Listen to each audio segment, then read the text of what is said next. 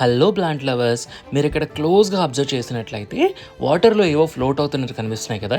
అవి చేప పిల్లలు అయితే కాదండి. 4-5 రోజుల నుంచి మొక్కలకి నీళ్లు పోయాల్సిన అవసరం రాలేదు, వర్షం పడుతుందని చెప్పి వదిలేస్తే అందులో మస్కిటోస్ ఎగ్స్ లే చేసి ఇగోండి ఇలా లార్వా కింద కన్వర్ట్ అయ్యాయి అనమాట. సో ఈ టబ్ నిండా అవే ఉన్నాయి, వదిలేస్తే చాలా ప్రమాదం, ఇంటి నిండా దోమలు అయిపోతాయి. మొక్కలు పెంచే వాళ్ళకి ఇది చాలా కామన్ ప్రాబ్లం.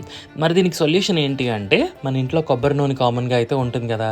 సో ఒక స్పూన్ మోతాదు కొబ్బరి నూనె తీసుకొని ఎక్కడైతే మనం వాటర్ చేసే ఇలాంటి డ్రమ్స్ ఉంటాయో, లేదా మొక్కల్లో ఎక్కడైనా స్టాగ్నేట్ అయిపోయిన వాటర్ ఉంటుందో అందులో ఇలా యాడ్ చేసుకున్నట్టయితే ఈ లార్వా పైకి వచ్చి ఆక్సిజన్ తీసుకోవాలి, వేరే కొబ్బరి నూనె అడ్డేస్తుంది.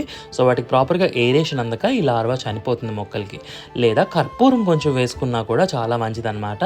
సో దానివల్ల కూడా రిపెలెంట్గా పనికి వస్తుంది అండ్ వాటికి ఊపిరి సరిగ్గా అందదు, ఈ లార్వా చనిపోతాయి.